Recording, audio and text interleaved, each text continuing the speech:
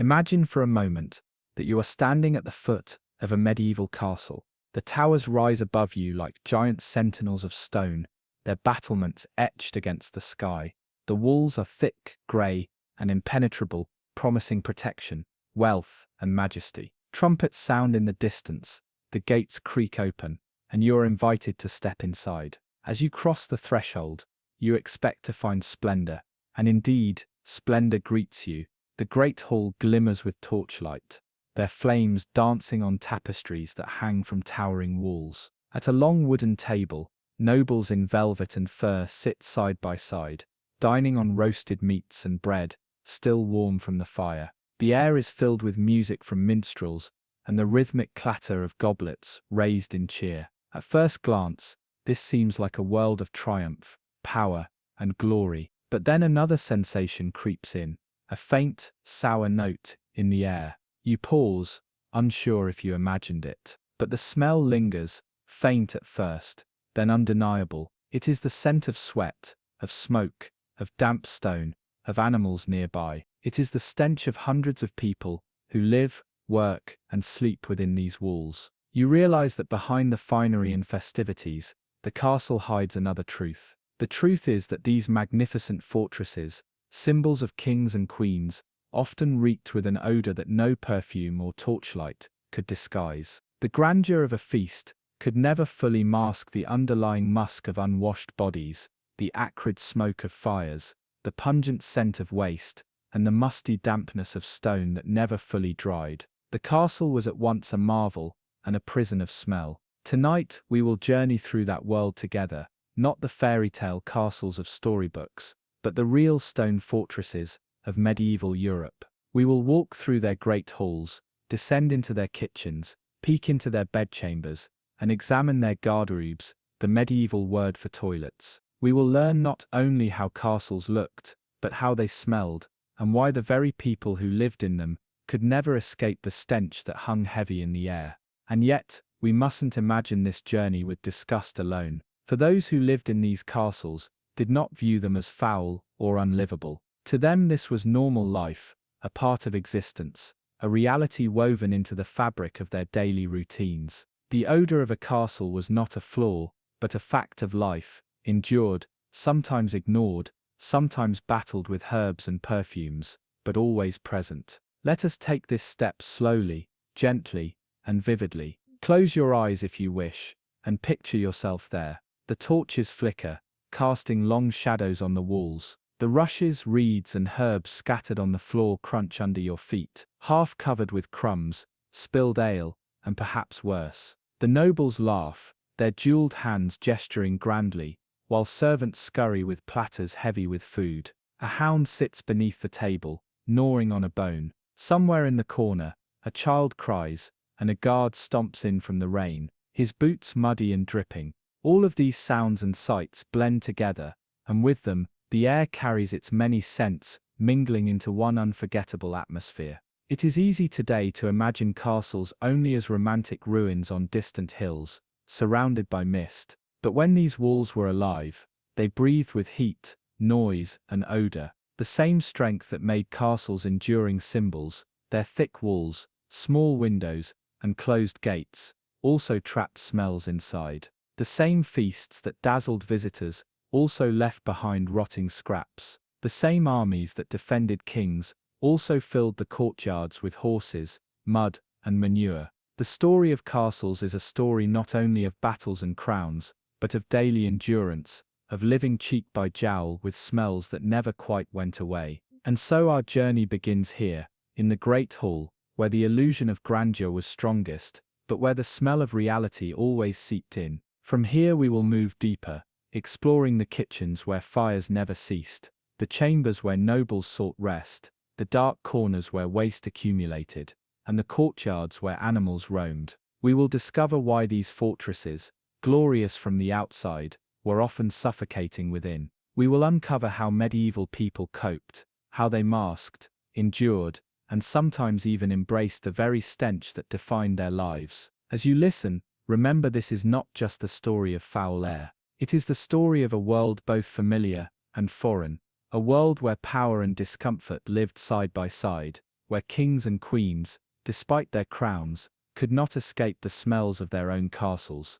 and where the daily reality of odor shaped not only the atmosphere of a fortress, but the very experience of medieval life itself. So settle in. Let the rhythm of this story carry you back through the centuries. Imagine the castle not as a silent ruin, but as a living place, alive with laughter, music, firelight, and the unmistakable air of humanity. A place of both majesty and misery. A place where history smelled very different than the stones we see today. This is the story of why medieval castles smelled horrible inside, a truth rarely told, but unforgettable, once known. And now, step by step, room by room, we will begin to breathe that past. From the outside, a medieval castle could appear like the very heart of majesty itself. Its towers stood tall, its banners fluttered in the wind, its drawbridge lowered with authority. For a traveller approaching from the countryside, such a fortress was more than stone and mortar. It was a symbol of power, of safety, of divine right. To see a castle on the horizon was to be reminded of the strength of a lord or a king, of the wealth that could marshal armies, of the permanence of order in a fragile world. But symbols, however mighty, are not always the same as lived realities. Step inside, and one found a world that was not always as glorious as the walls suggested. Yes, there was grandeur, towering halls, tapestries, banquets, glittering processions. Yet behind these trappings, daily life was crowded, noisy, smoky, and suffused with odours that were impossible to ignore. A castle was both a palace and a barracks, both a court and a prison. It was where the highest nobility of Europe resided, but also where servants, soldiers, animals, craftsmen, and even prisoners were forced to coexist. The contradiction was profound. Imagine being a guest arriving for a feast. You would cross the drawbridge, marvel at the banners of heraldry, admire the solidity of the walls. Inside you would be greeted with ceremony, perhaps even dazzled by the sight of silver dishes, torches flickering against golden goblets, and courtiers in rich fabrics. But almost immediately, you would notice the things that were harder to overlook, the smoky air that made your eyes water, the rushes underfoot that smelled faintly of mould, the odour of dogs and horses lingering from the courtyard. It was a place that projected wealth and authority, but also one that could feel claustrophobic, even suffocating. Why then did people choose to live in such conditions? The answer lies in the purpose of castles themselves. They were not built for comfort. They were built for defense, for power, and for prestige. A castle was first and foremost a fortress, its thick walls designed to resist siege engines, its narrow windows made to repel arrows, its moat meant to keep enemies at bay. Every stone was chosen with survival in mind. And yet, within those walls, life carried on. Families grew, courts held council, musicians played, servants worked, and the daily rhythm of existence pulsed forward. The very design of the castle contributed to its paradoxical nature. The thick walls that kept enemies out also kept air in. The narrow slits that let arrows fly out also limited light and ventilation. Grand halls were designed to impress with scale, but not necessarily to comfort their occupants. Even the grandeur of a feast, which could last hours and involve dozens of dishes, left behind bones, grease and scraps that lingered in the corners. The same ceremony that astonished a guest could, once the torches burned low, leave a sticky residue of reality. To understand the true experience of castle life, we must picture its layers of inhabitants. At the top, the lord or lady, their family, and perhaps honoured guests. They lived in private chambers, sometimes decorated, sometimes sparse depending on wealth and taste. Around them moved their household, squires, maids, cooks, guards, clerks. Further down were the craftsmen, blacksmiths, carpenters, and masons, who kept the castle functioning. In the courtyards and stables were horses, hounds, and livestock. And finally, in the deepest chambers, perhaps prisoners or hostages. This was a world of rank and ritual, but also one of unavoidable closeness. Thousands of scents mingled because thousands of lives intersected within a limited space. Let us pause and imagine such a day. The morning begins with the ringing of a bell, servants stir in the kitchens, stoking fires that never truly went out. Guards trade places at their posts, their armor clinking, their boots heavy with mud from the courtyard. The Lord descends into the hall, met with bows and murmurs. Breakfast is served, bread, ale, perhaps cheese or salted meat. Dogs scavenge underfoot, children run between benches. A clerk reads out messages delivered from afar. To an outsider, this might feel chaotic. To those who lived there, it was ordinary, expected, even comfortable in its own way. The smell of smoke, of sweat, of damp stone, it was part of the very rhythm of castle life. And yet, the contradiction lingered. Castles were status symbols meant to awe. When a lord built one, he was not only protecting his people, he was announcing his power to neighbors and rivals. The size of the walls, the strength of the towers, even the number of fireplaces, all spoke of wealth and command. But to live in one was to accept discomforts that today would seem unbearable. Cold drafts in winter, stifling smoke in summer, noisy halls where privacy was scarce, and of course, the omnipresent smells. For nobles there was a strange pride in this endurance. To suffer through the inconveniences of a castle was to partake in the very life of the elite. To live surrounded by soldiers, minstrels, clerks and retainers was proof of one's importance. The smell of a castle, however unpleasant, was also the smell of power. It was a scent inseparable from authority itself, and though guests may have winced, few would dare to criticize openly. In many ways, this paradox explains the fascination castles continue to hold. From a distance they remain majestic ruins, perched on cliffs or nestled in valleys. Tourists today walk their halls in silence, admiring the architecture, the symmetry, the commanding view. But in their prime, these were not silent places. They were alive, bursting with voices, footsteps, smoke, and yes, smells, majesty and misery, side by side, luxury and squalor, hand in hand. To see them only as glorious palaces is to miss half the truth. To imagine them only as filthy prisons is to miss the other half. They were both, and therein lies their power to fascinate.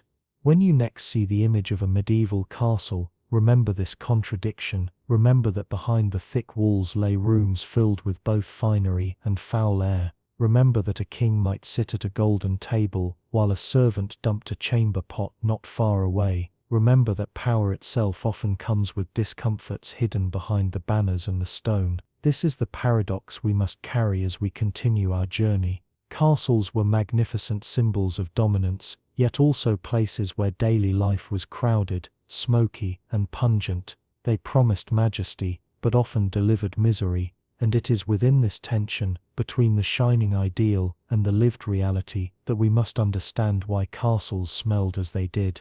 For only by holding both truths together, the glory and the grime, can we see castles as they truly were. Not as fairy tale fortresses, nor as mere cesspits of filth, but as living, breathing worlds of contrast, worlds where the majesty of stone walls and the misery of human odor were forever intertwined.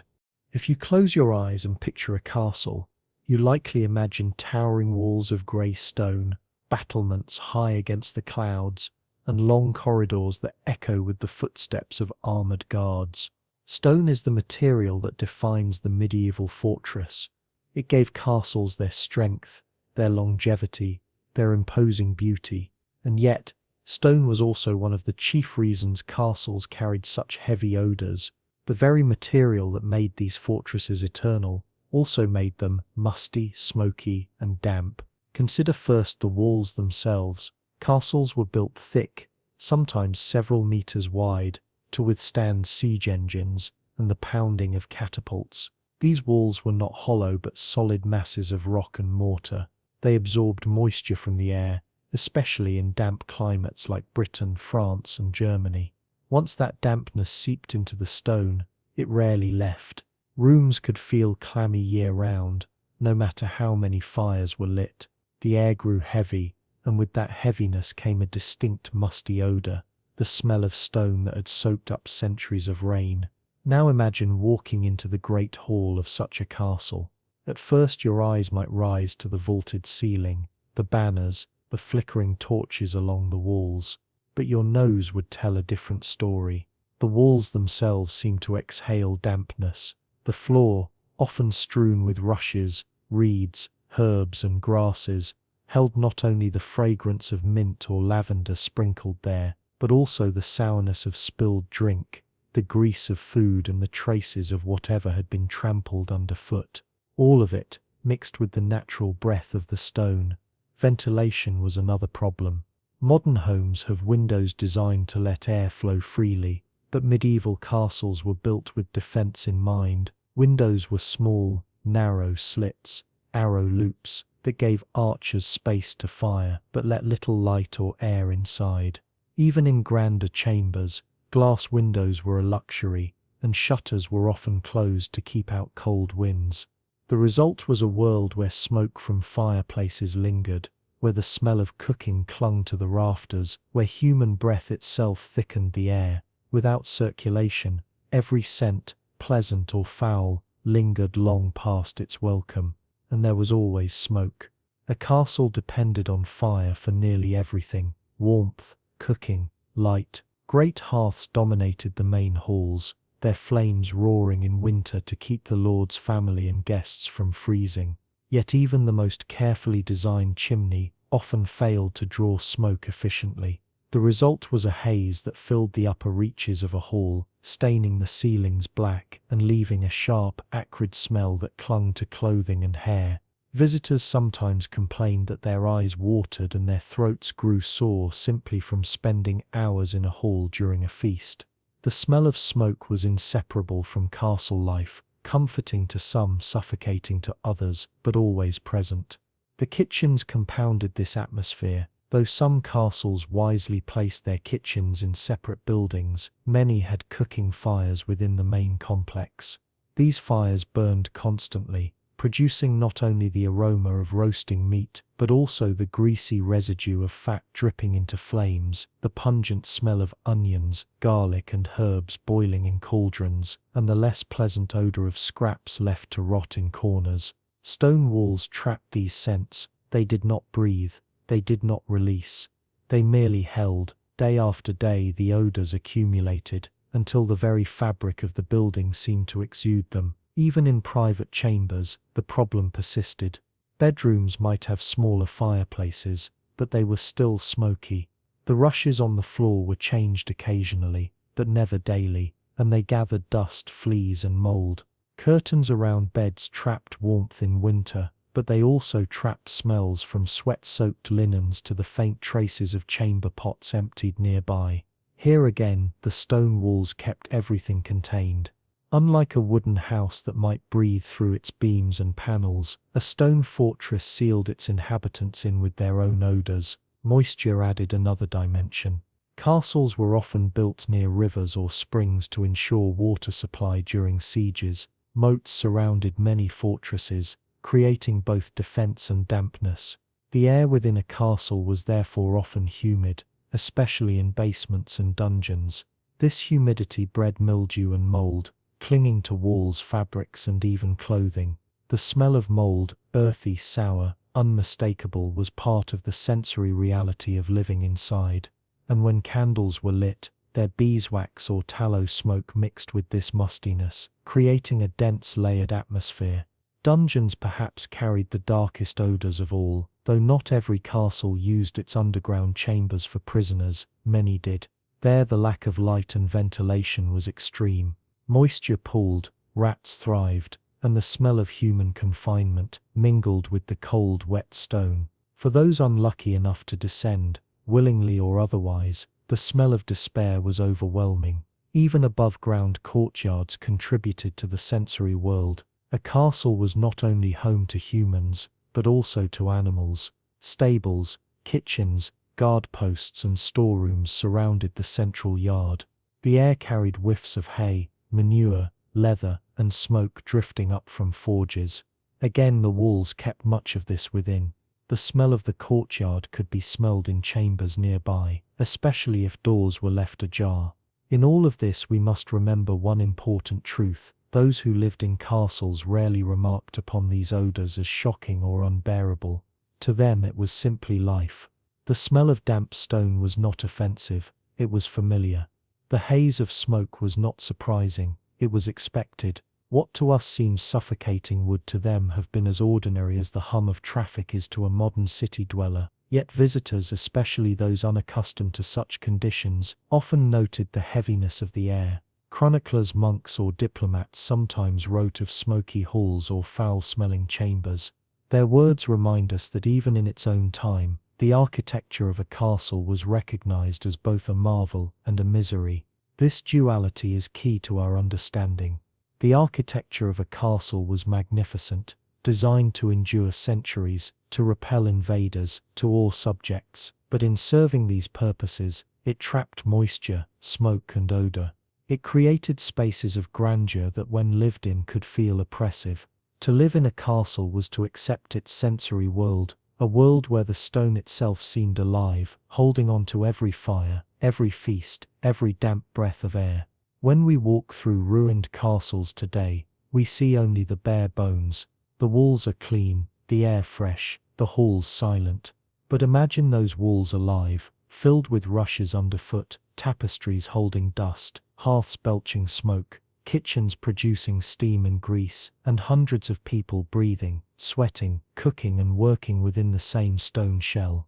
Then the architecture reveals its hidden truth, not only a fortress of defense but a fortress of odor. And this truth leads us further into our journey. For if the very walls of the castle could hold smells, what of the people themselves who lived within those walls? How did their own hygiene or lack thereof add to the atmosphere? What did it mean to be surrounded not only by damp stone and smoky air, but also by hundreds of unwashed bodies crowded together day and night? It is to that question and to the people problem of odor that we now turn. If the stone walls of a castle could breathe out dampness and smoke, the people inside provided the rest. For, in truth, the greatest source of odor within a medieval fortress was not the stone, nor the fires, nor even the kitchens. It was the sheer number of human beings who lived, worked, and sweated within its walls. A castle was never the home of one noble family alone. At its smallest it housed dozens of people. At its largest it could hold hundreds, even thousands during times of war. The lord, the lady, their children, and honored guests might take pride of place, but around them orbited a universe of attendants. Servants carried water and scrubbed pots, squires tended to horses, guards patrolled the walls, cooks labored over fires, and pages ran errands through echoing halls. Every rank of society, from the highest-born noble to the lowest kitchen boy, was compressed within the same fortress, and with that compression came heat, noise, and odor. Imagine walking through a castle corridor at the height of its daily bustle. Men in armor clank by, the smell of sweat rising from the metal as much as from the skin beneath. Children scurry past, their laughter mingling with the barking of dogs at their heels. A servant balances a jug of ale, spilling some onto the rushes below. The air is thick, warm, and alive with scents, a mixture of body's breath and the faint tang of smoke drifting from the great hall. Privacy is scarce, and silence rarer still. Hygiene, as we think of it today, was almost non-existent. Bathing was infrequent, sometimes seasonal, rather than daily. Water had to be hauled in buckets, heated over fires, and poured into wooden tubs. For the wealthy, a bath might be prepared once a week, or for special occasions. For most others, washing was limited to the hands, face, and perhaps the feet. Hair was combed, but not always washed, and bodies carried the natural musk of sweat and labor. In such an environment, the human scent was not the background, it was the air itself. Clothing, too, contributed. Wool was the most common fabric, heavy and warm but difficult to clean. Linen was worn closer to the skin, but laundering it required laborious scrubbing. Servants might go weeks before their garments were properly washed. Stains of food, grease, or mud were carried from one day to the next, woven into the fabric like memory itself. Perfumes and scented oils were sometimes used by nobles to mask odors, but even these were no substitute for cleanliness. A perfumed sleeve brushed against a smoky wall, or a sweaty companion quickly lost its charm. Overcrowding amplified these problems. In times of peace, a castle might seem busy, but in times of war or danger, entire communities could shelter behind the walls. Peasants, livestock, soldiers and servants crowded into courtyards and chambers. At such moments, the stench grew almost unbearable. The air grew thick with breath, the ground churned to mud and manure, and every corridor echoed with the mingled life of hundreds pressed into too little space. Even nobles accustomed to superiority could not entirely escape such conditions. Their private chambers gave them respite, but the smells of the castle seeped through doorways and under walls all the same. It is worth pausing to imagine how the senses adjusted to such an environment. For us, the odor of dozens of unwashed bodies in a closed space would be overwhelming. For them it was familiar, perhaps even unnoticed after a time. A medieval nose was attuned differently. What shocked a visitor might be invisible to those who lived within the walls every day. Smell, after all, is as much about contrast as about presence. When every person you know carries the same musk of sweat, leather and smoke, it no longer feels offensive, it feels normal, and yet, contemporaries were not entirely indifferent. Writers of the time sometimes remarked on filth or complained of foul-smelling chambers. Advice manuals urged nobles to change their rushes more often or to keep chamber pots away from living spaces. Priests preached against vanity, but still recommended cleanliness of the face and hands. The effort to combat odor, however modest, shows that medieval people were aware of it, even if they accepted more of it than we would today. Consider also the rhythm of daily labor. Cooks waited in hot kitchens, bending over flames. Blacksmiths hammered in smoky forges, their arms blackened with soot. Guards stood in armor beneath the summer sun, their gambesons and tunics soaked with perspiration. Servants hurried up and down stairs, their backs straining beneath heavy loads. Every task of castle life demanded exertion, and exertion meant sweat. Without regular washing, that sweat became part of the permanent atmosphere. Fleas, lice, and vermin added another dimension. Without modern pest control, parasites thrived in hair, bedding, and clothing. Their bites brought itching, their presence brought irritation, and their smell, faint, sour, almost animal, contributed to the overall odor of human life. Dogs, kept as companions or hunting partners, carried their own fleas and their own musk. Cats, while helpful in chasing mice, marked their territory with pungent sprays. All of it mingled into the smell of daily life, so ordinary that few would remark upon it. Now picture nightfall in a castle.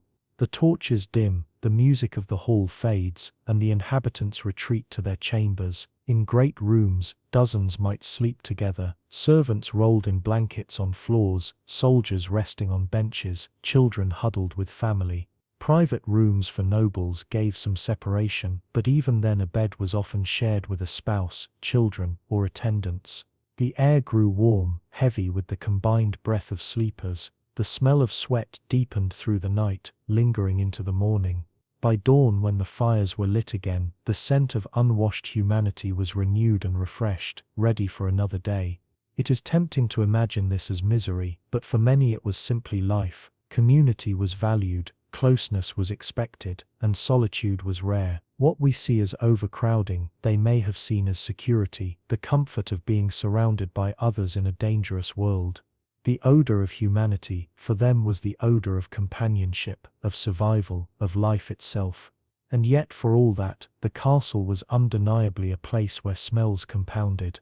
Stone walls trapped them, fires intensified them, and people provided the constant source. Without regular bathing, without fresh air, without modern sanitation, the human body left its mark everywhere it went. The smell of sweat, of labor, of breath and blood, and smoke, these were the truest perfumes of a castle.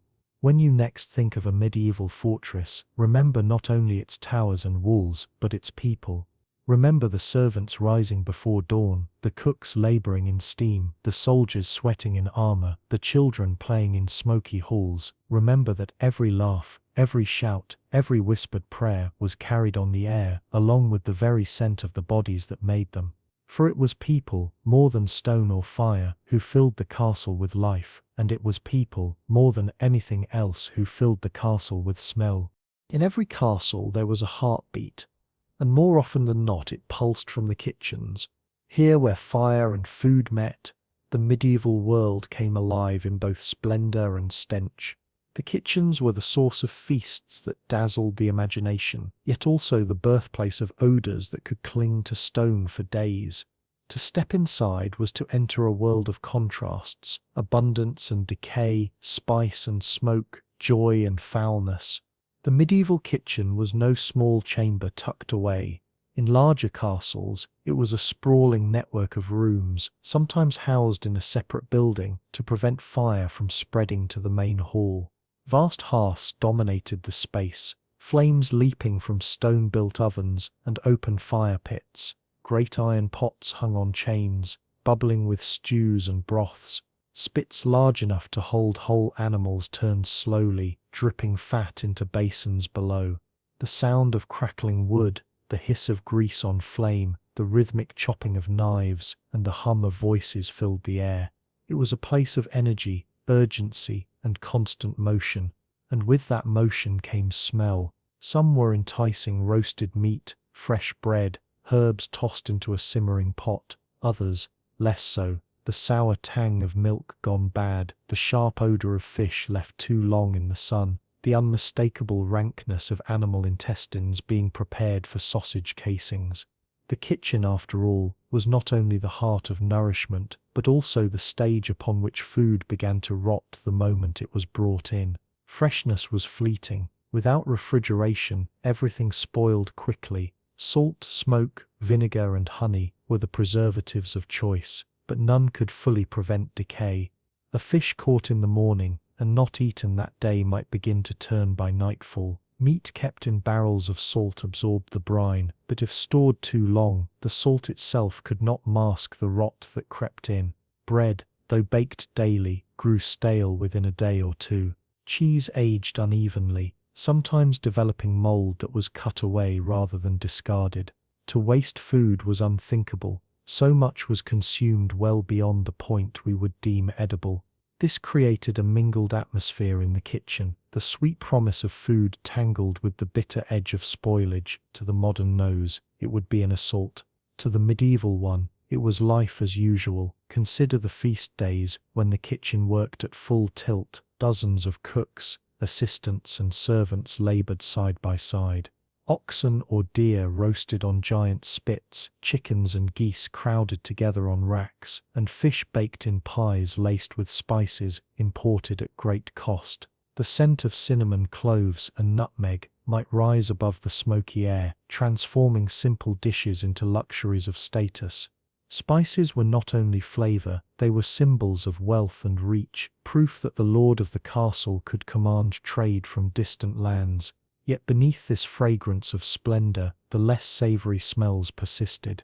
Offal was boiled for stews, releasing the sharp odor of organs into the air.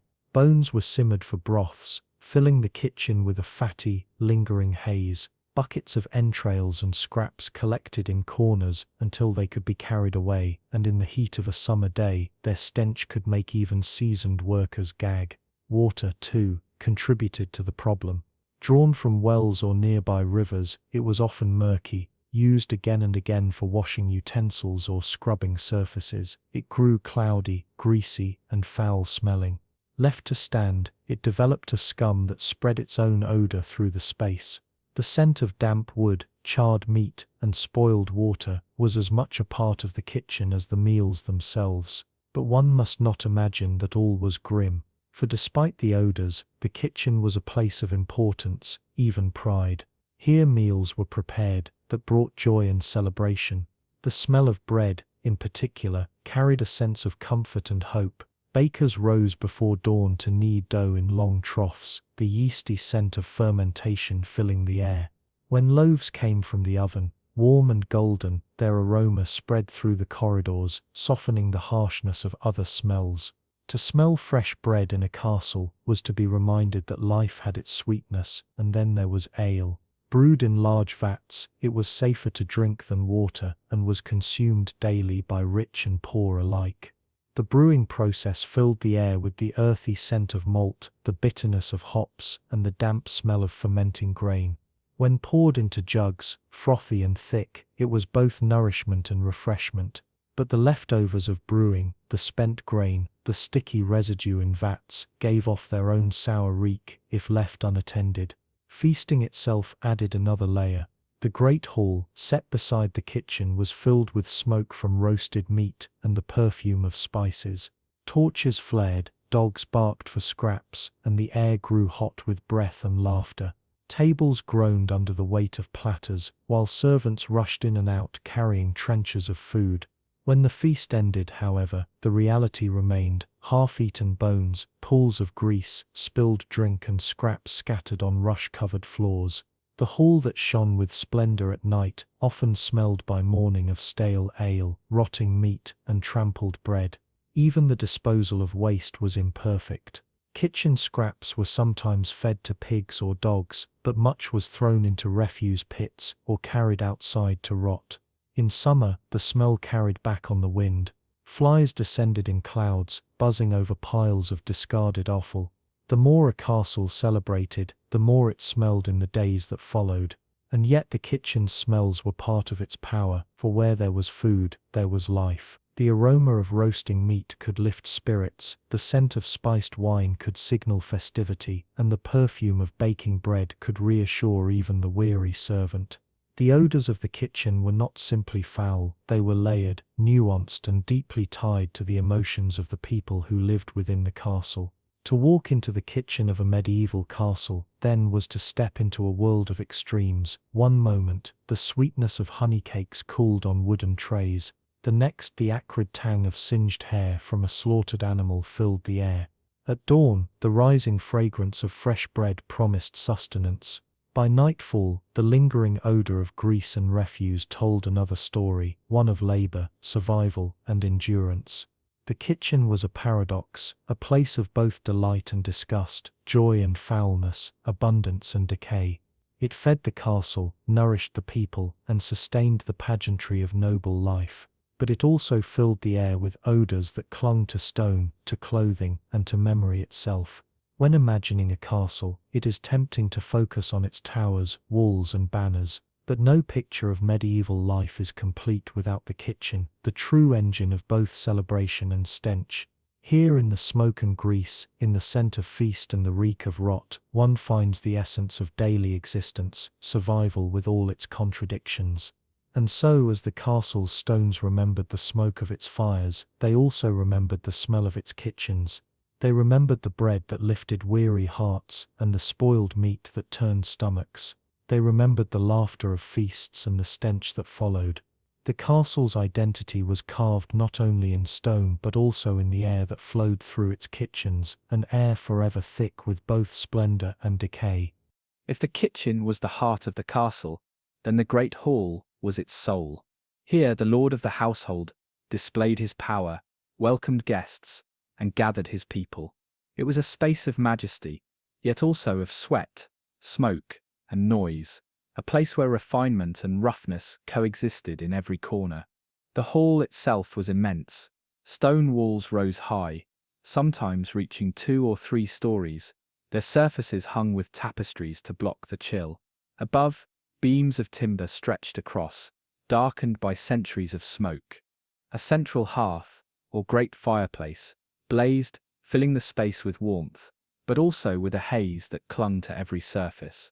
Even when vented through a louver in the roof, smoke rarely escaped entirely.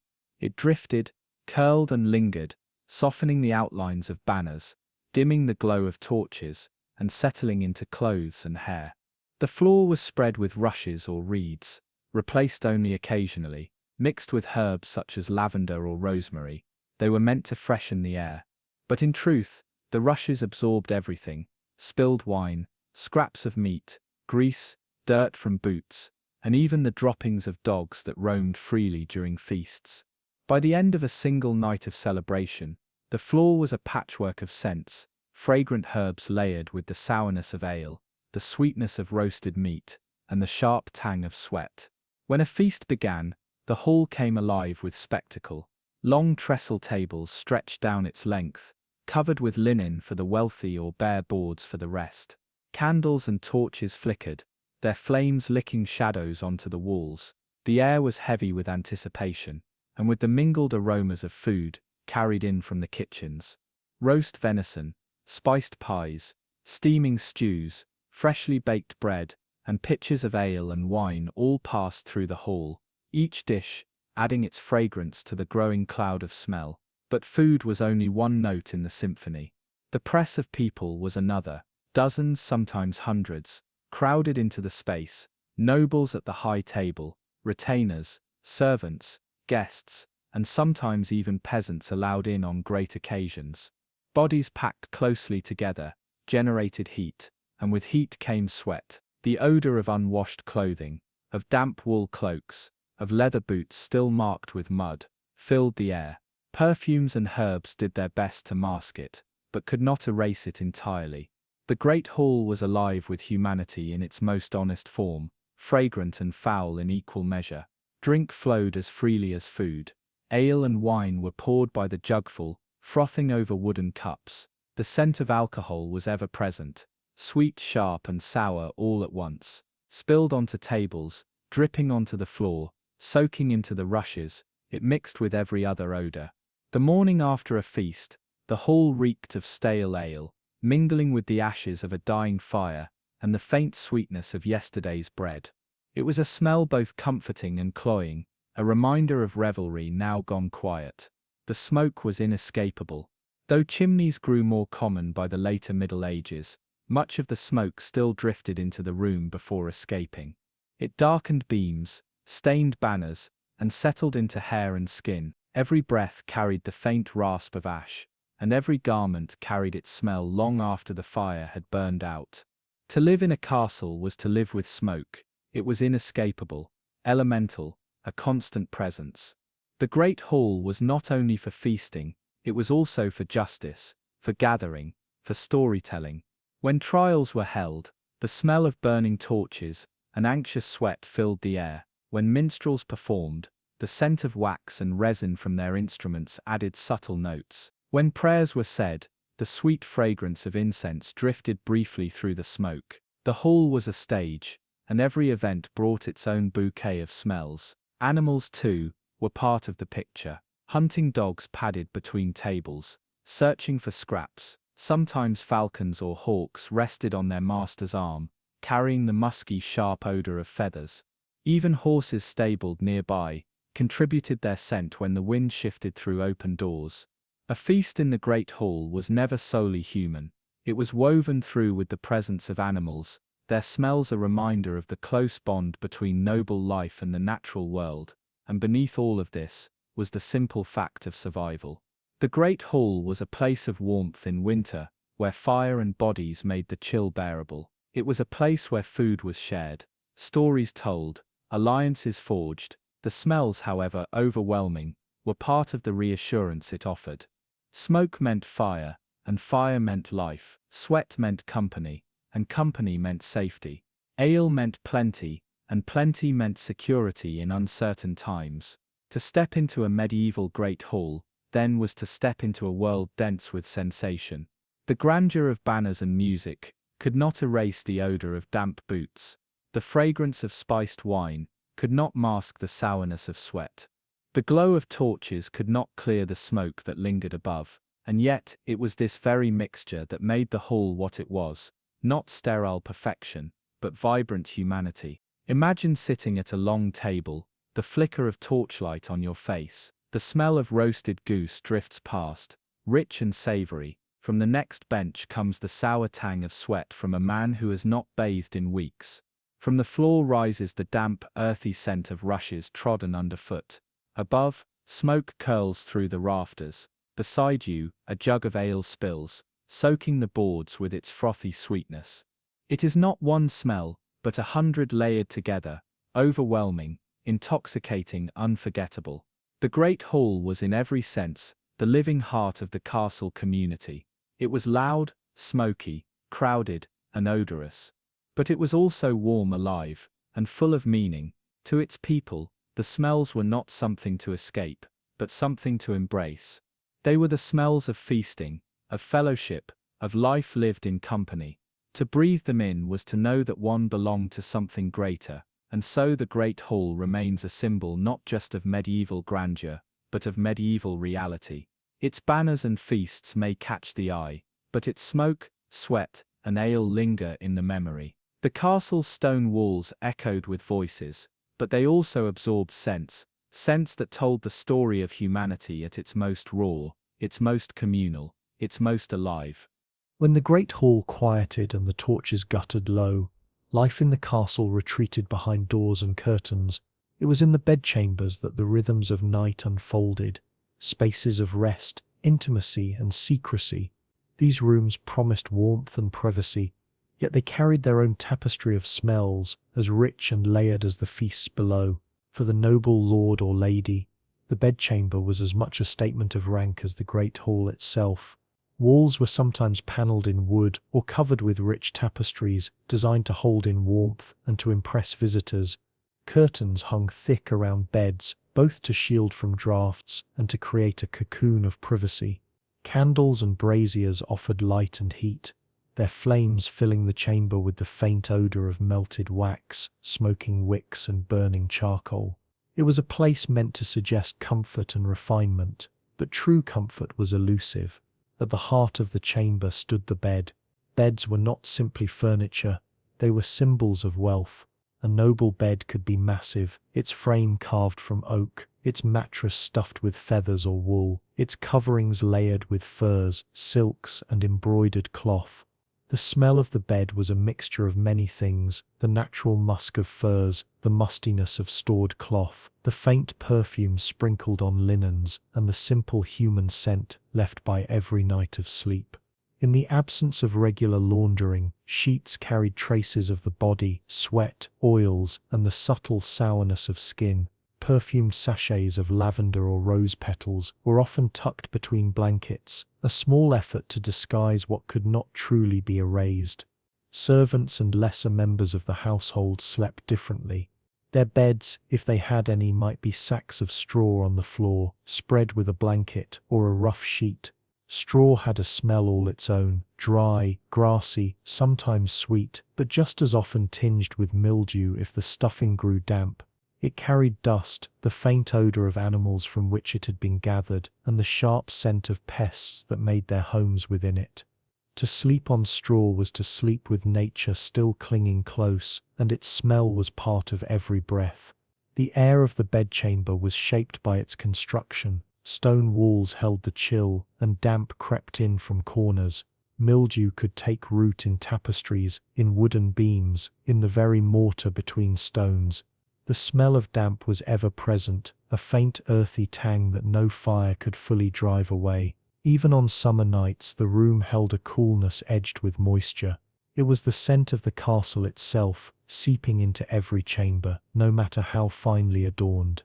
Incense offered an answer. For the wealthy, censers of frankincense or myrrh might be lit, filling the chamber with smoke that was sweet, spicy, and resinous. It masked the odours of damp and sweat while also suggesting refinement and holiness. In monasteries, incense was a symbol of prayer, but in bedchambers, it was also a symbol of status.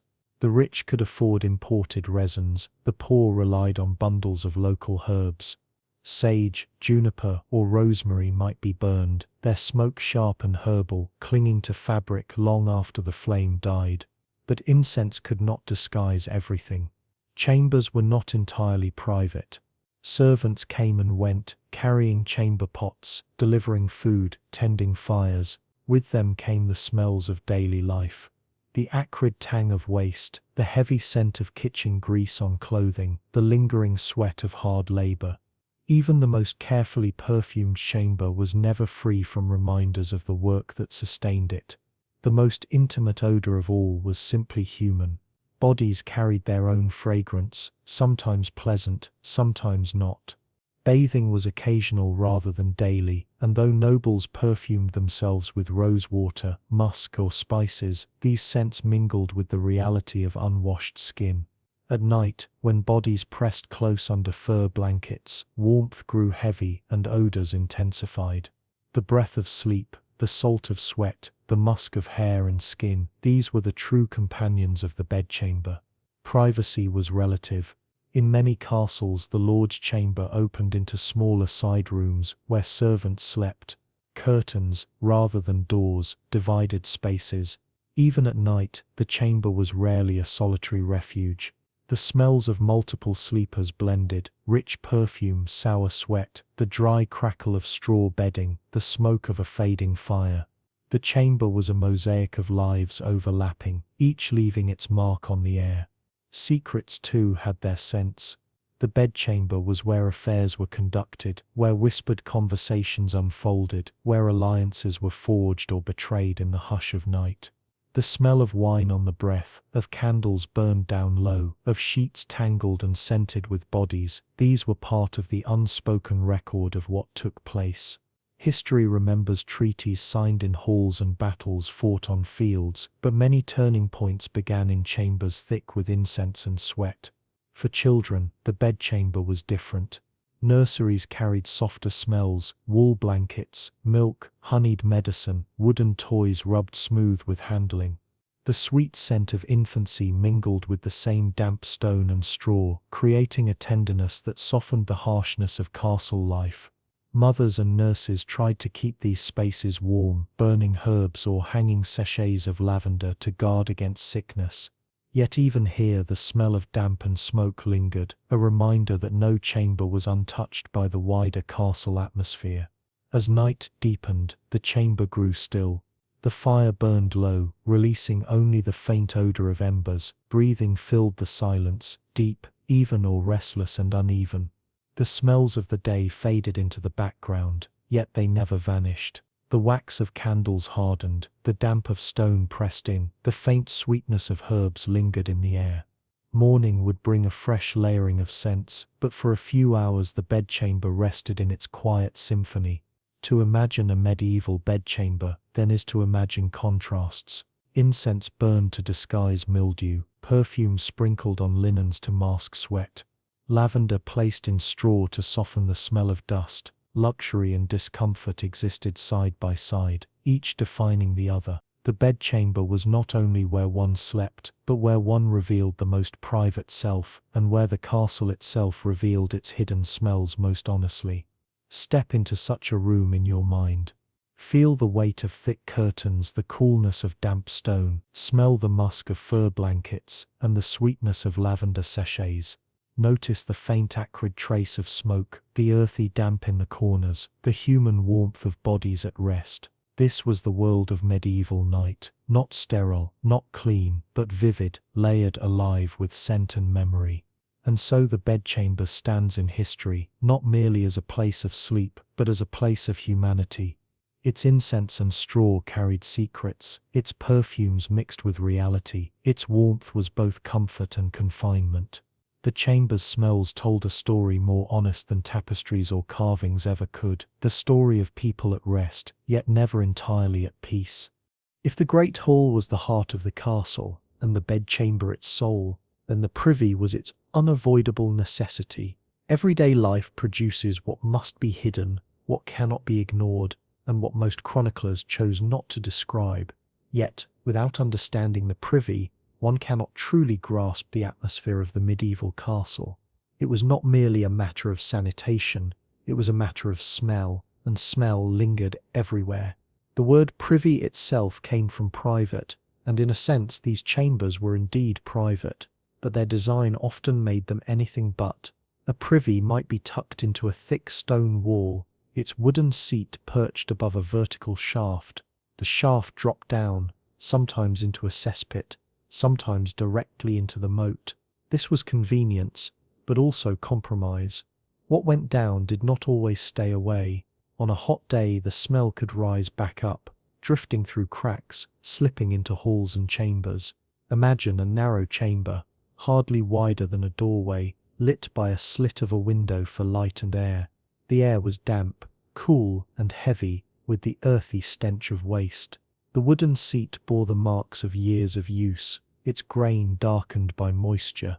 The stonework around the shaft was stained, and the faint buzzing of flies was often present. Even in the grandest of castles, the privy was never far from these details. For the lords and ladies, using the privy was still a matter of dignity. Their privies were sometimes lined with smooth stone, sometimes draped with cloth to soften the space. Servants attended with jugs of water or basins for washing hands. Perfumed cloths or sprigs of herbs might be kept nearby, meant to be sniffed as a shield against the odor. Yet, for all these refinements, the reality remained. The smell of waste was stubborn, rising from the depths no matter how carefully concealed. Servants and soldiers, on the other hand, made use of simpler facilities. Shared latrines, lined with benches, multiple holes cut side by side, offered little privacy. The smell in such spaces was far more intense, a pungent blend of waste, damp stone and rot. Cleaning was irregular, and cesspits often overflowed, their contents seeping into the earth, or worse, into nearby water. It was an open secret that streams and wells could be fouled by castle waste, giving rise to sickness that spread invisibly. The odour of the privy was not confined to its chamber. It clung to the clothes of those who cleaned it, to the buckets carried through corridors, to the very air that moved through the castle. Wind could carry it into kitchens or halls. In summer, when heat thickened the air, the smell became sharper, more insistent, a constant reminder of the body's inescapable needs. Yet, the privy was also a place of strange privacy. For a few moments, a lord or servant could sit alone, away from the noise of hall and chamber. It was here, some whispered, that secrets were muttered, letters read in haste, or tears shed unseen. The humblest of spaces became a chamber of human truth, where status and ceremony fell away, leaving only the simple act of being human. There were two dangers. Cesspits were deep, and gases rose from their depths. Stories tell of servants overcome by fumes while cleaning, of sudden collapses into waste-filled pits. The smell of the privy was not only unpleasant, it could be deadly, a miasma believed to spread disease. Even without the science of germs, people knew that foul air carried sickness. Herbs were burned, vinegar sprinkled, and perfumes waved before noses, desperate gestures against invisible threats. Some castles devised clever systems. Privies were built high, angled over running water, so that waste washed away. Others had long chutes leading down the outside wall, depositing their contents beyond the moat. Yet even these designs could not silence the odor. The mixture of human waste with stagnant water created a stench that lingered around castle walls, carried by wind to those who passed. The moat, defensive and grand, often doubled as a cesspool, its surface shimmering with more than water. What did this mean for daily life? It meant that no meal, no bedchamber, no corridor was entirely free from the trace of the privy. Odours wove through the air, mingling with incense, smoke, and sweat. It meant that to live in a castle was to live in constant negotiation with smell, to mask it, to endure it, or to pretend it was not there. And yet, people adapted. Nobles carried pomanders, small balls filled with perfumes or spices, held to the nose when the air grew foul. Herbs were strewn on the floors, their sharp scent rising with each step. Chambermaids emptied pots daily, though never quickly enough. To survive in the castle was to live in rhythm with these rituals, with an unspoken understanding that the privy was always near, always part of life. There was also symbolism in it. The grandeur of a throne room and the humility of a privy coexisted within the same walls. The same stone that bore the weight of kings also bore the weight of waste. It was a reminder, perhaps, of the shared humanity that united high and low. No matter how rich the feast, no matter how costly the bed, all returned to the same necessity, the same small chamber cut into stone. For historians, the privy offers an unexpected window. Archaeologists have excavated cesspits, finding seeds of fruits, remains of meals, even lost objects dropped by accident. From this waste, entire diets and daily habits are revealed. The smell that once rose from these pits is gone, but its record endures in bones of fish, pits of cherries and fragments of cloth. The privy, despised in its day, now speaks with clarity to the present. Imagine standing in such a space. The air is thick, cool, damp with stone, and sharper with waste. A narrow slit lets in a line of light, carrying also the sound of wind. The seat is worn, the wood scarred by use. Beneath lies a darkness that breathes upward, an invisible presence that clings to your nose and refuses to leave. This is the unspoken chamber of the castle, necessary yet hidden, always present yet rarely described. To live in a medieval castle was to live with this truth. Every day began and ended with the privy, whether grand or humble, shared or private. Every meal led to it, every body required it. The smell of the privy was the constant undertone of castle life, a reminder of mortality and the body's needs. It was as much a part of the castle as stone walls and soaring towers, though its presence was one no tapestry could disguise. And so, when we think of castles, their grandeur, their feasts, their battles, we must also think of this: the small narrow chambers built into walls, the shafts that dropped into darkness, the smell that rose back up, drifting through air heavy with history. For castles were not only places of power and beauty, but places of waste, of water, and of the unspoken truths that every life contains. If the privy was the place of necessity, the kitchen was the place of abundance.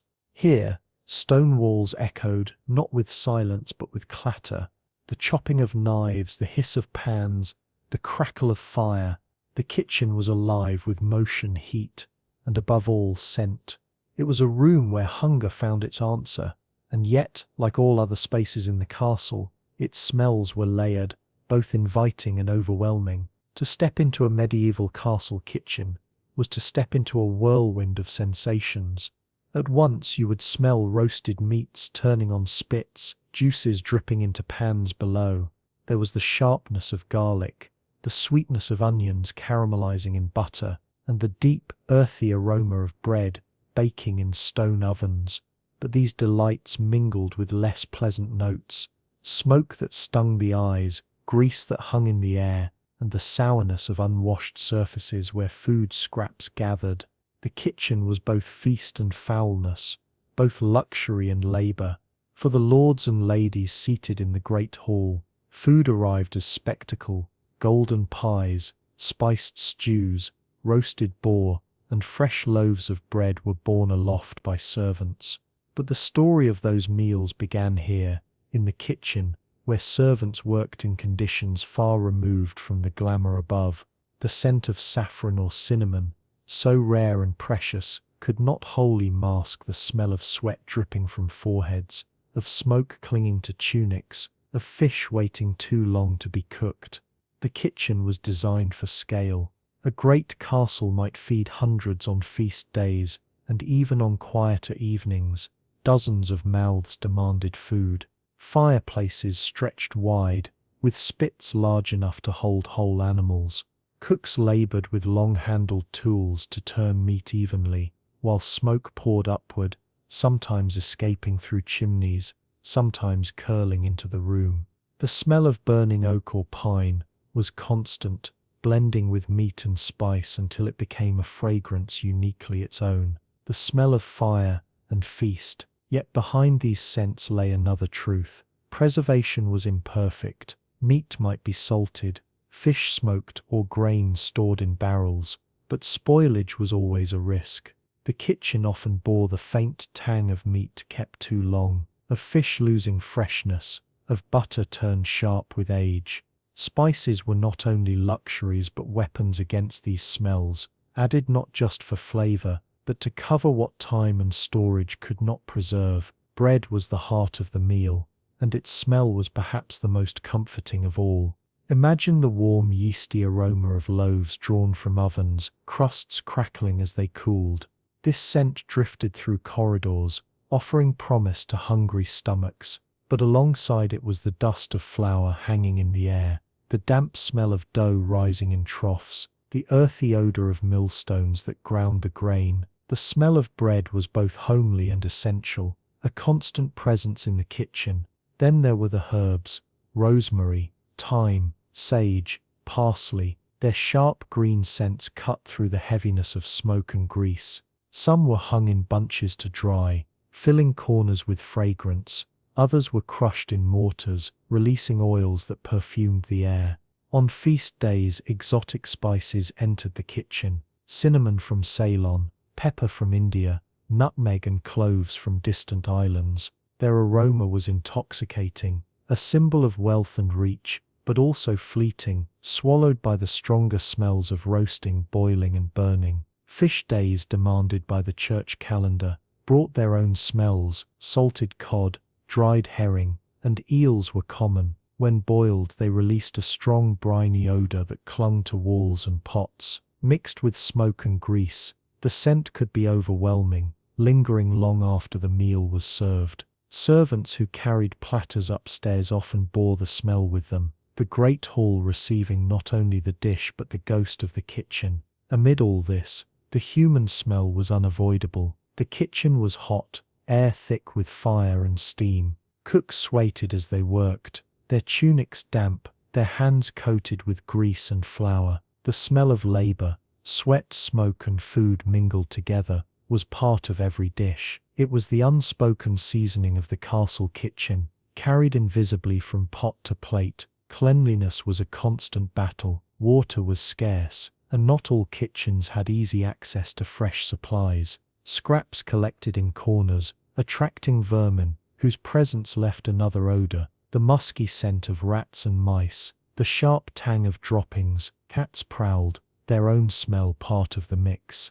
To enter a medieval kitchen was to meet not only cooks but creatures, all contributing to the unseen chorus of scent. And yet, despite these challenges, the kitchen produced marvels. It was here that the clash of aromas created something greater than the sum of its parts. The bitterness of smoke sharpened the sweetness of roasting meat. The pungency of garlic lifted the richness of butter. The earthy dampness of stone floors only heightened the warmth of bread fresh from the oven. The kitchen was contradiction itself, foul and fragrant, oppressive and comforting, exhausting and nourishing. For servants, the kitchen was a place of toil. For lords, it was a place of mystery, its scents arriving transformed into meals. But for the castle itself, it was essential, the engine of daily life, the place where survival became flavor, where necessity became ritual. The smell of the kitchen, in all its clashing tones, was part of the castle's very identity.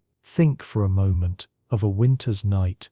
Outside, frost whitens the ground. Inside, the kitchen fires roar. Spits turn, pots bubble. The air is thick with smoke, scented with fat, cut with herbs. Bread warms in ovens, and a pie cools on a stone slab. The smell is dense, filling your lungs, clinging to your hair, impossible to escape. This was the atmosphere that drifted upward into the halls, that mingled with incense and sweat, that defined the castle from within. In truth, the kitchen was both gift and burden. It fed the castle, but it also filled it with odor. Its smells could not be contained, and so they traveled into stairwells, into corridors, into chambers. Every breath within a castle bore some trace of the kitchen, whether sweet or sour, savory or burnt. The scent of food was not only an invitation, it was a reminder of labor, of distance, of the fire and smoke that made feasting possible. And so the kitchen becomes a symbol of the castle's dual nature: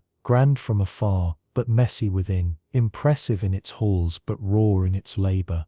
The smells of the kitchen told this truth, that castles were not only places of ceremony, but also places of survival. Their walls held not only nobility but necessity, not only perfume but smoke. The clash of aromas, overwhelming yet essential, was the heartbeat of daily life. To live in a castle was to live with this mixture, to breathe in bread and meat, spice and sweat, smoke and grease, all at once. And in that mixture lay the reality of the Middle Ages, a world both harsh and beautiful, fragrant and foul, unforgettable in every breath.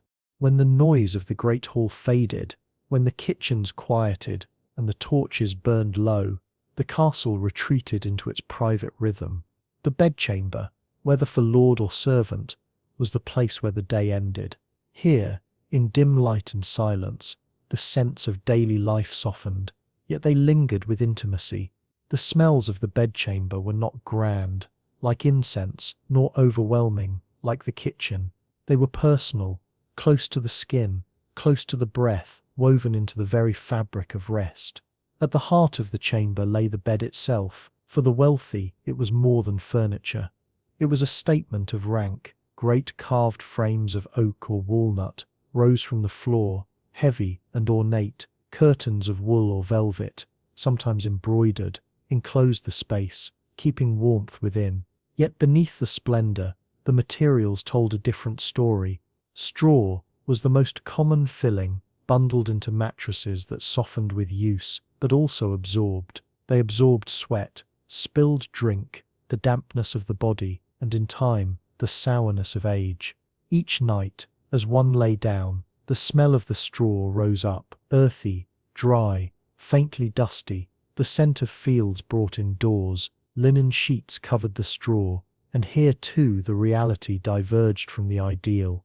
Linen, when fresh, carried a clean, crisp smell, especially when stored with herbs such as lavender or rosemary. But linen was difficult to wash, and weeks might pass before it was changed. In that time, it gathered the scent of sleep itself, the salt of sweat, the oil of skin, the warmth of breath. Over time, the sheets carried a human scent, intimate, undeniable, a mixture of comfort and uncleanliness.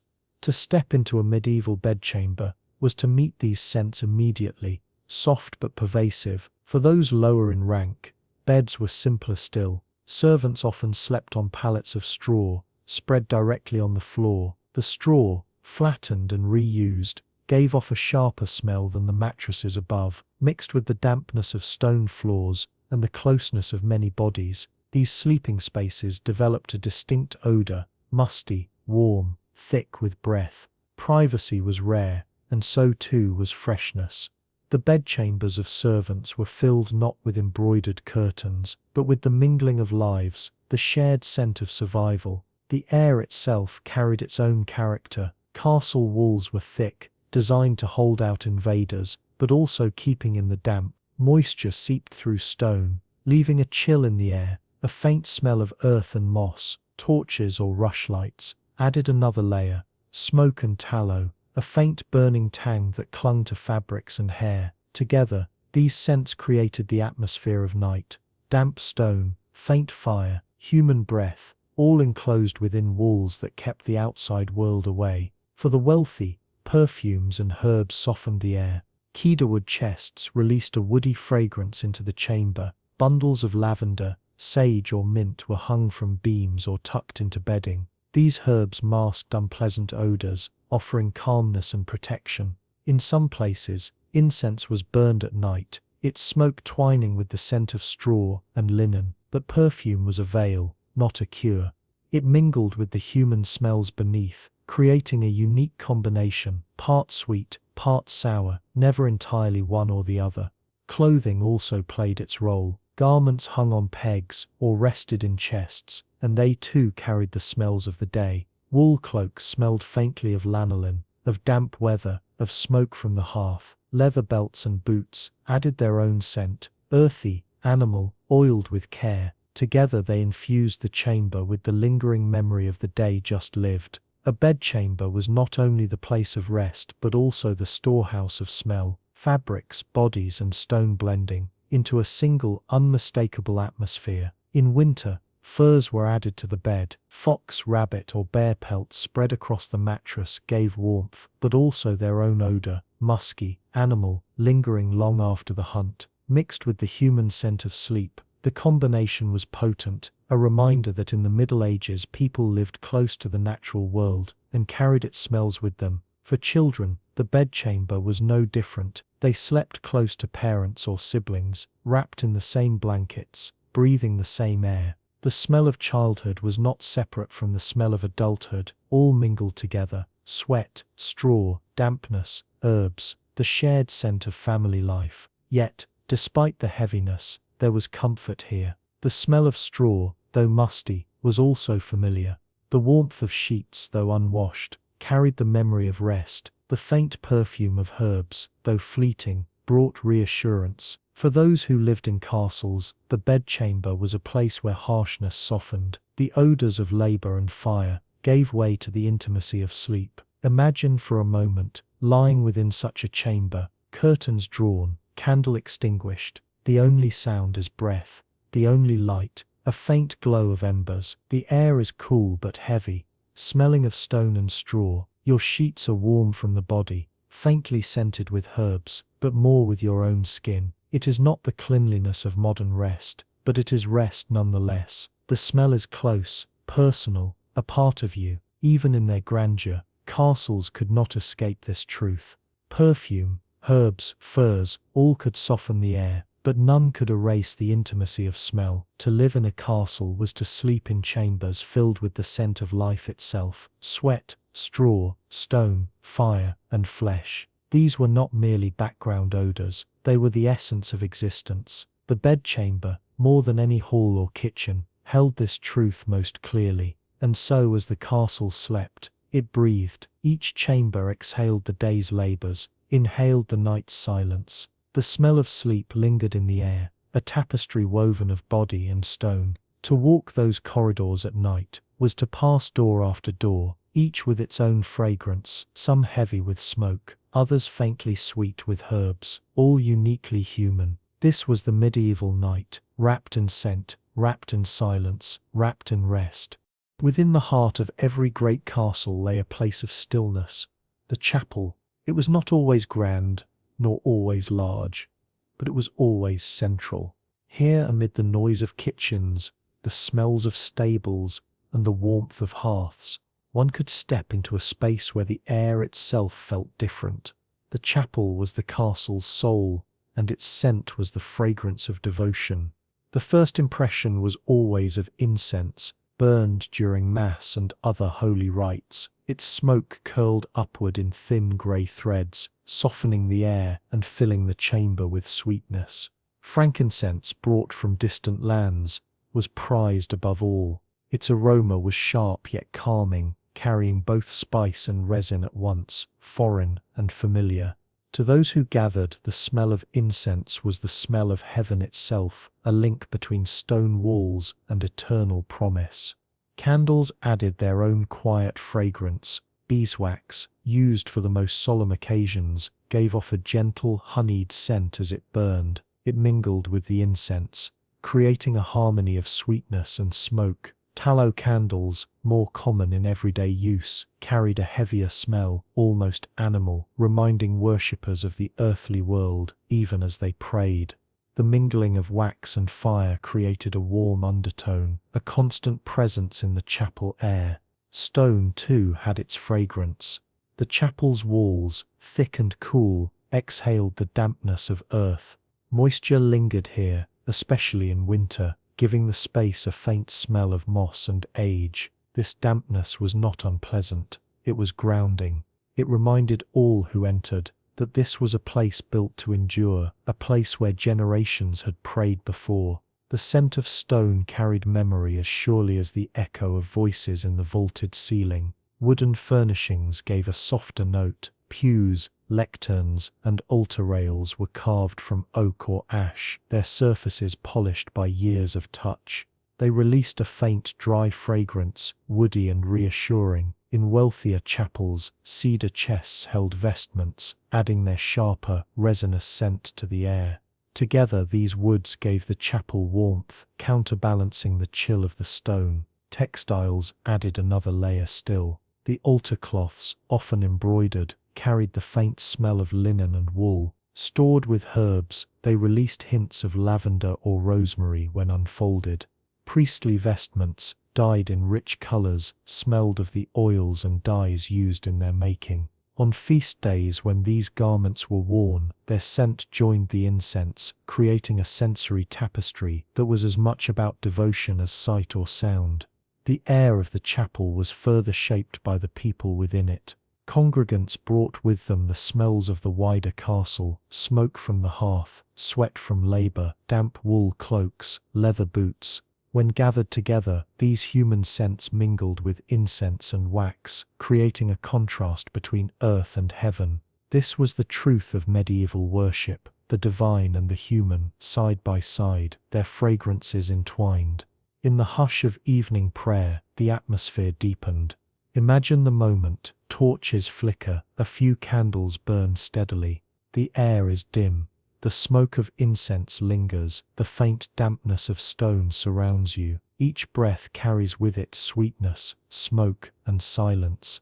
The smell is meditative, slowing the mind, steadying the heart. It is no wonder that medieval people felt closer to the sacred here, for the chapel was more than stone and ritual. It was fragrance itself. Holy water had its own faint scent. Stored in stone basins, it smelled slightly mineral, cool and clean. When touched, it left dampness on the fingers, a momentary freshness amid heavier odors. This small detail, barely noticed, was part of the chapel's rhythm, one more layer in its sensory world. On great feast days, when the chapel was crowded, the smells intensified. Dozens, even hundreds, might gather, their bodies pressing close, their cloaks damp from rain or snow. The warmth of humanity filled the space, carrying with it sweat, wool, and breath. Yet the incense was always stronger, always rising, always reminding the faithful that something higher hovered above them. This contrast made the chapel powerful, a mingling of the ordinary and the holy, of the body and the spirit. Even silence had a scent. When the chapel was empty, when no candles burned and no prayers were spoken, the air grew still. The smell of cold stone returned, deeper now, layered with dust and age. This was the fragrance of waiting, of a space built for devotion, even in absence. It was timeless, as though the walls themselves remembered every prayer whispered within them. For castle dwellers, the chapel's scent was both comfort and command. It reminded them of their faith, their duties, their mortality. Incense lifted their spirits toward heaven, while the smell of stone pulled them back to earth. Together these scents created balance, a reminder of the duality of life. To walk from the bedchamber into the chapel was to step from intimacy into eternity. The personal sense of straw, linen and sweat gave way to the collective fragrance of worship. Here in this sacred space, the castle breathed differently. The chapel was not free of odor, but its odors were purposeful, chosen, sanctified. Even today, when one enters an ancient chapel, the smells linger. The incense may be faint, the wax long melted, yet the stone still breathes its cool dampness. One can still sense the centuries of devotion pressed into the air. It is as though the past itself has a fragrance, carried through time, never lost. And so in the medieval castle, the chapel stood apart. It was not the stink of kitchens, nor the must of bedchambers, nor the pungency of stables. It was the fragrance of faith, smoke, wax, wood, stone and humanity woven into stillness. To step inside was to be reminded that even in a world of harshness and odor, there was a place where scent lifted the soul. If the chapel was the soul of the castle, the great hall was its heart. It was where the castle lived most visibly, most noisily, and most odorously. From dawn until the small hours of the night, this cavernous chamber pulsed with life, the gathering of retainers, the judgment of the Lord, and above all the grand feasts that filled its tables. Every sense was overwhelmed in the great hall, but none so much as smell. The first and most powerful scent was always smoke. The hearth, often positioned in the center of the hall, burned constantly. Logs crackled and hissed, filling the air with a thick woody aroma. Unlike the controlled sweetness of incense in the chapel, this smoke was raw, earthy, and relentless. It clung to every surface, to woolen cloaks, to rushes on the floor, to tapestries on the walls. The rafters above were blackened with soot, and every inhalation carried with it the taste of fire. But smoke was only the beginning. The hall was the stage for food, and food left its mark. Imagine the roasting of meats, venison, boar, goose or ox, turning slowly on spits, fat dripping into the flames. The smell of sizzling flesh mingled with the sharpness of wood smoke, creating a perfume both mouth-watering and heavy. Bread baked in ovens added its nutty warmth, while cauldrons simmering over coals released the pungency of onions, leeks, and garlic. Spices, when available, transformed these scents further. Cinnamon in a sauce, cloves pressed into ham, pepper scattered across fish. To medieval noses accustomed to simpler fare, the aroma of a feast was intoxicating. Ale and wine added their own presence. Casks were tapped, mugs sloshed, and the yeasty tang of fermentation filled the hall. Spilled drinks soaked into rushes underfoot, releasing a sour odor as it mixed with the warmth of the crowd. The scent of alcohol was everywhere, sharp, sweet, and ever-present, a reminder that feasting was as much about drink as it was about food. Then came the human element. Hundreds might gather in the hall. Knights, servants, musicians, messengers, guests, their bodies pressed close in the smoky warmth, releasing the inevitable smells of humanity. Sweat, damp wool, leather boots, and unwashed hair mingled together, creating a backdrop of odor against which the feast's aromas played. The air grew thick, heavy with breath and laughter, impossible to escape. It was a living scent, constantly renewed by the press of bodies. Animals added still more. Dogs roamed freely, snapping up scraps beneath the tables. They carried their own musky smell, the rankness of wet fur in winter, the gaminess of hunting hounds in summer. Falcons perched on wrists or rafters, shedding feathers and the faint odor of prey. Sometimes even livestock, waiting for slaughter, were penned nearby, their earthy smells intruding on the feast. This was not an age of separation between human and animal worlds. In the hall, all mingled. Layered on top of all this were the rushes that covered the floor. Scattered herbs, mint, lavender, or sweet woodruff, were meant to freshen the air. At first they released pleasant fragrances, crushed underfoot as people walked. But over time, as drink was spilled, food dropped, and dogs nosed through scraps, the rushes became saturated. They released a sour, damp odor, one that rose from the floor as strongly as smoke descended from the rafters. Changing them occasionally helped, but the mingling of freshness and decay was unavoidable. As the feast unfolded, the smells shifted. At the start, anticipation filled the air, roasting meat, fresh bread, the spiced promise of sauces. As courses were served, the hall grew thick with steam, each platter releasing a wave of fragrance. By the height of the feast, the mingled odors became overwhelming. Meat, smoke, sweat, wine, herbs and hounds, all competing for dominance. It was rich, it was chaotic, it was unforgettable. Music and laughter carried these scents further.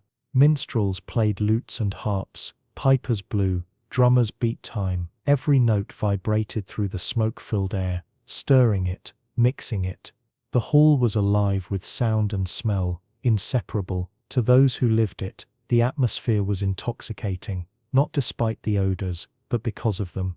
Smell was part of the memory. The feast was experienced through the nose, as much as through the tongue or ear.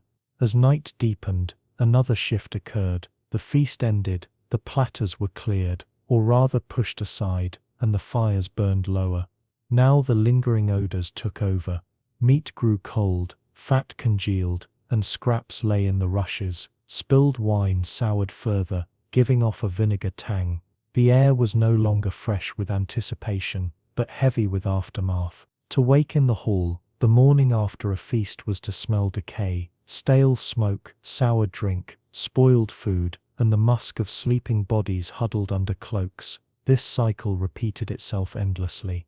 The great hall never truly smelled clean. It smelled alive, at times festive, at times foul, but always powerful. It was the castle's memory, imprinted in smoke and feast, in rushes and bodies. No incense could disguise it, no herbs could erase it. For those who lived there, it was as natural as the air itself. And yet, despite the heaviness, the great hall was beloved. Its odors were the odors of community, of life shared together. To a medieval nose, these smells did not repel, they reassured. They meant warmth, food, company and safety within stone walls. The great hall, with all its smoke and stink, was home. Think of it now, stepping into such a space after the stillness of the chapel. The contrast is overwhelming.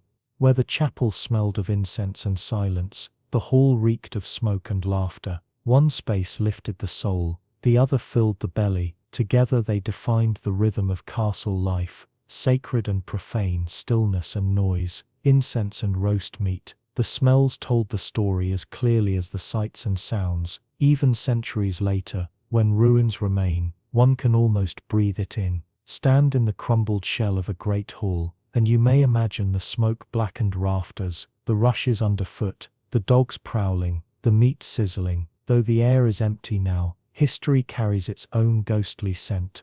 It is a reminder that the medieval castle was never silent, never odorless. It was alive, its heart beating in the great hall, its pulse carried in fragrance and fire. Nightfall in a medieval castle was a transformation. As the last echoes of the great hall faded, as the fires in the hearth sank to embers, a hush descended. The walls, which had pulsed with laughter, music and clattering cups only hours before, now held a different presence. Silence, punctuated only by the crackle of wood, the sigh of the wind, or the distant bark of a dog. But this silence was never empty. It was filled with shadows, memories, and the stubborn odors of the day just past. The great hall itself bore witness to this shift. Tables had been pushed aside, though not cleared entirely. Plates with congealed fat, bones gnawed down to gristle, and crusts of bread lay forgotten in the rushes. The smell of roasted meat no longer stirred hunger. It clung sourly heavy in the stagnant air. Ale that had spilled hours ago released a vinegar tang, mingling with the smoke that still drifted from the fire pit. The grand celebration had ended, but its breath lingered, filling the hall with a faintly oppressive weight. The fire in the hearth glowed faintly, casting a dim orange light. Smoke rose lazily, no longer pushed upward by the roar of flames.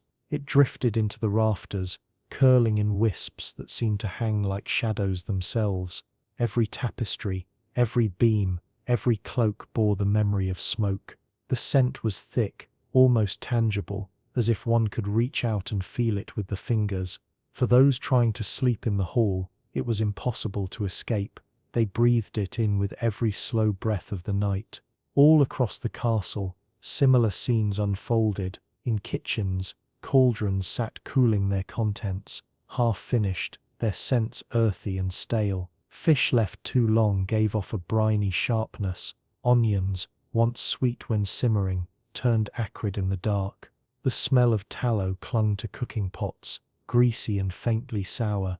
These kitchens, so full of bustle by day, grew still and echoing at night.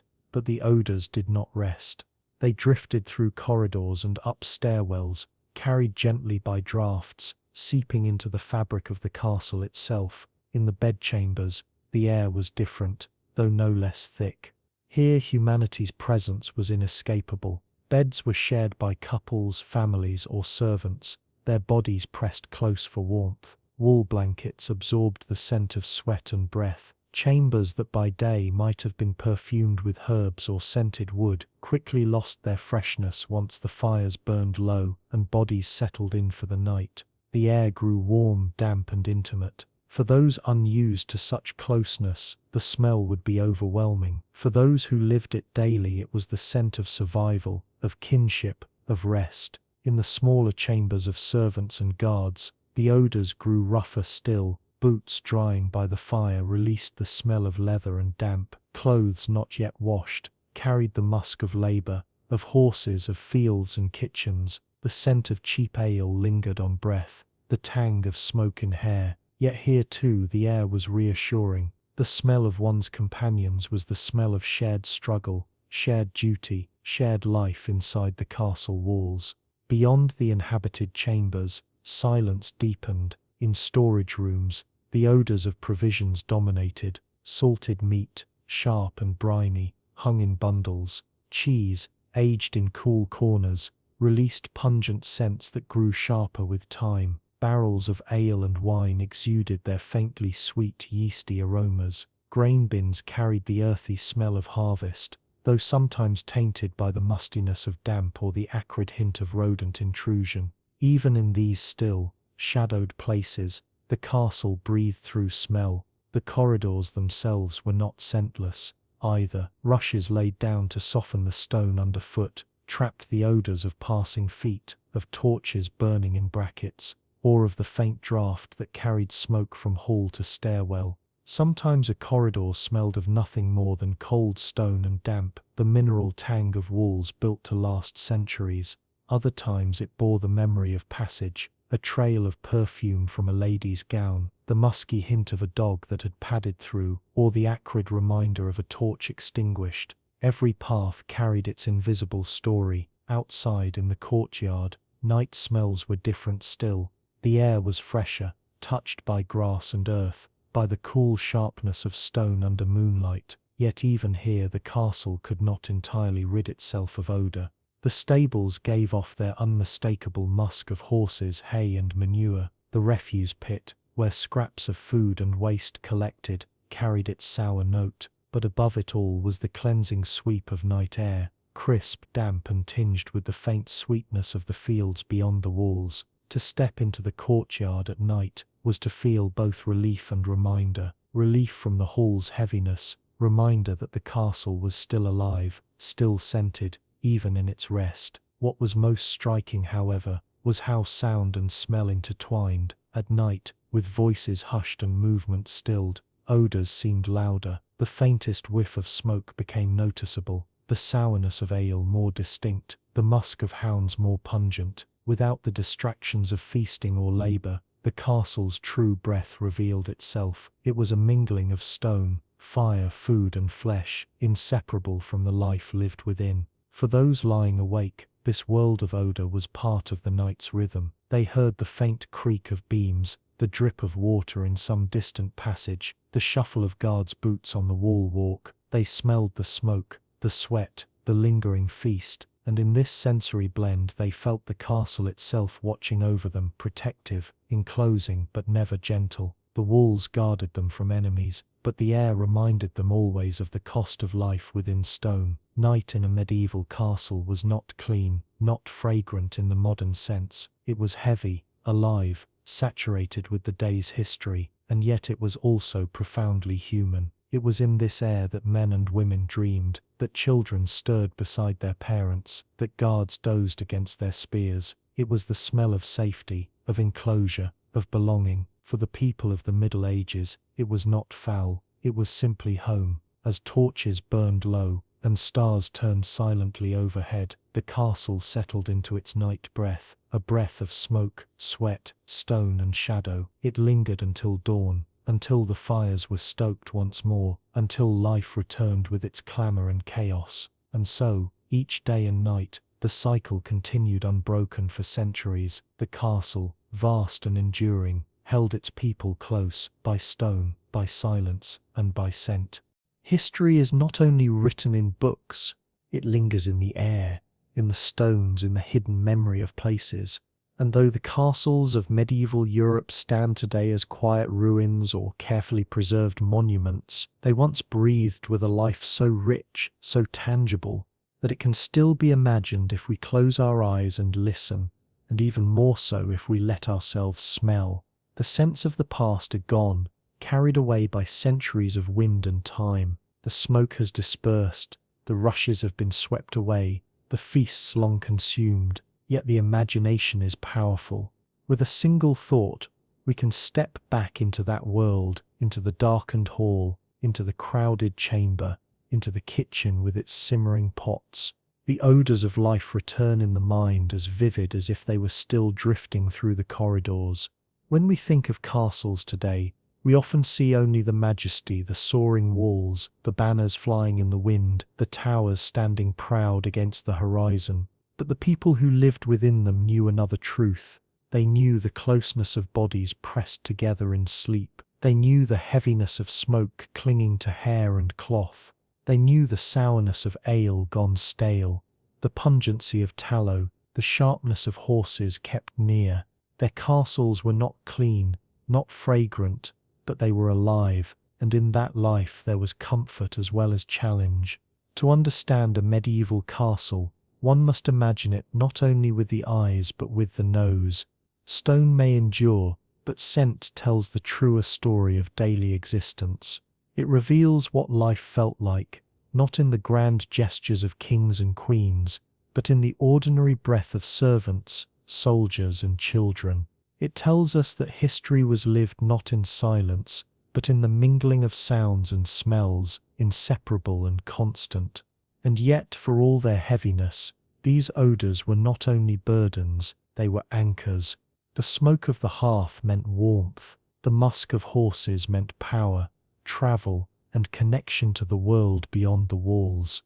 The pungency of cheese or salted meat meant survival through the long winter.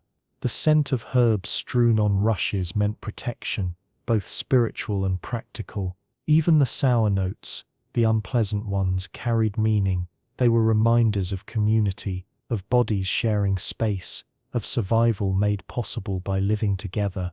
As we drift backward in thought, we realize that these castles were not only fortresses of stone, but fortresses of memory. The odors may have been strong, but they bound people together. Every hall, every chamber, every corridor carried the scent of life lived in company. To sleep in such a place was to be surrounded by others, to be wrapped not only in blankets but in the very breath of the castle itself. It was a cocoon, imperfect but protective, woven of smoke, sweat, and stone. Today, when we walk through castle ruins, what we experience is silence. The air is clean, the stones are bare, the rush is gone. We see light streaming through windows that once would have been dim and smoke-filled. We breathe air that feels empty of the past. And yet, if we listen closely, we can almost sense the ghost of scent. It is not truly there, and yet the imagination supplies it. A faint whiff of smoke, the suggestion of damp wool, the memory of something long vanished. It is history not written, but remembered in the senses. There is a kind of peace in this realization. Though the odors of the Middle Ages may have been overwhelming to us, to those who lived within them, they were simply the fabric of life, and in that fabric was woven comfort, routine, even love. To share air with others was to share existence. To sleep within smoky walls was to know safety. To live among pungent scents was to know belonging. It was not a world of sterile emptiness. It was a world of richness, for better or for worse. And so, as we close this journey, let us remember that history is not only grandeur and spectacle, it is also the quiet, the ordinary, the forgotten details that shape daily life. It is the smell of tallow candles, the heaviness of kitchens, the sourness of spilled ale, the closeness of shared breath. It is in these small things that we find true connection to the past, the human past, the lived past, the past that feels at times not so distant after all. Perhaps tonight, as you drift to sleep, the air around you feels cleaner, fresher, calmer than any medieval castle could ever have offered. But perhaps also, somewhere in your imagination, you will walk through those stone corridors once more. You will hear the echo of footsteps on flagstones, the creak of wooden doors, and you will sense the ghost of scent, not unpleasant, not overwhelming, but simply there, like a whisper from another time. It will remind you that history is never truly gone. It lingers always in memory, in imagination, in the unseen traces of human life. The castle, vast and timeless, still speaks, not through its silence, not through its stone, but through the echo of what once was breathed within its walls. And if you close your eyes, if you listen, if you allow your imagination to drift, you may catch it, the faintest hint of smoke, of wood, of life, lived long ago. It is the ghost of scent, and it is eternal. The story of medieval castles is not merely a story of stone walls, nor only of battles and kings. It is the story of human endurance, of community, of adaptation in a world that was often harsh and uncertain. And while we have walked together through the corridors of their daily life, through the kitchens and chambers, through the smoke and the scents, it is time now to step back, to let the picture soften. and to rest in the gentle understanding of what these places truly meant. Castles were built to protect. They stood as symbols of strength in a dangerous world, but within their walls they sheltered not only lords and ladies, but families, servants, guards, and travellers. Every stone was set not just for grandeur, but for safety. Every tower was raised not only for pride, but for survival. And every life within them, no matter how humble, was touched by the same rhythms of smoke, food, closeness, and scent that made up the fabric of existence. When we think of the Middle Ages, we often imagine distance, a world remote, strange, and foreign to us. Yet in truth, the people of that world shared many of the same hopes and needs we know today. They longed for warmth when the winter was cold. They longed for companionship in moments of fear. They longed for food and safety, for laughter, for sleep. They endured the heaviness of smoke and the odors of crowded life, not because they loved them, but because they accepted them as part of living. In their resilience, there is something deeply human, something timeless. The castle itself was like a body. Its walls were skin, keeping dangers out. Its corridors were arteries, carrying life from hall to hall. Its hearths were hearts, glowing with fire and heat. Its smells, both heavy and comforting, were like breath, ever-present, unavoidable, and vital. To live in a castle was to live inside a great living thing, a creature made of stone and smoke, and to be part of its life meant carrying its breath with you always. But the passage of centuries has quieted those breaths. The rushes have long since rotted away, the fires have burned out, the kitchens are cold, the feasts have ended. And yet, when we stand within these ruins, we sense not emptiness but memory, a memory not only of battles and banners but of the countless small lives lived in those spaces, the servant carrying water, the cook stirring a pot, the child drifting to sleep in a chamber heavy with warmth and scent. These are the moments that survive not in stone, but in imagination. Tonight, as you rest, you may find yourself thinking of those castles again. You may walk their corridors in dreams. You may hear the soft crackle of firewood, smell the faintest trace of smoke, feel the closeness of a crowded hall. It will not be unpleasant, it will be calm, distant, like a memory that is not yours, but still somehow familiar. In this way, history becomes not a list of dates or names, but a shared human story, one that connects us across centuries. For we too live in castles of our own. Not of stone perhaps, but of walls that shelter us, of spaces filled with sound and scent. Our homes carry their own breath, the fragrance of food, the warmth of bodies, the comfort of routine. We may not notice it, just as those in the Middle Ages did not, but it is there. And perhaps someday, others will stand where we once lived and wonder what life smelled like for us, in the same way we wonder about them. This thought brings with it a sense of continuity, of unbroken connection. The past is never truly gone. It lives in echoes, in imagination, in the quiet spaces of our minds. And as you close your eyes, as you drift gently towards sleep, you carry that connection with you. You carry the memory of castles, of people long gone, of lives lived in the midst of smoke and scent. You carry the understanding that though their world was different, their humanity was the same. Let the story fade now into quiet. Let the stone walls crumble gently back into mist. Let the sounds soften, the scents dissolve, the figures drift away. All that remains is the calm, the peace, the timeless truth that we are never far from those who came before. Their lives flow into ours, their endurance into our comfort, their castles into our dreams. And so, as night deepens, let us rest with that thought, that history is not far away. It is here in memory, in imagination, in the quiet breath of time. The castles may be silent, but their story lingers. And you, wrapped in stillness now, are part of that story too. Sleep well. For the world is vast, history is long, and yet, in this moment, everything is close, everything is gentle, everything is one.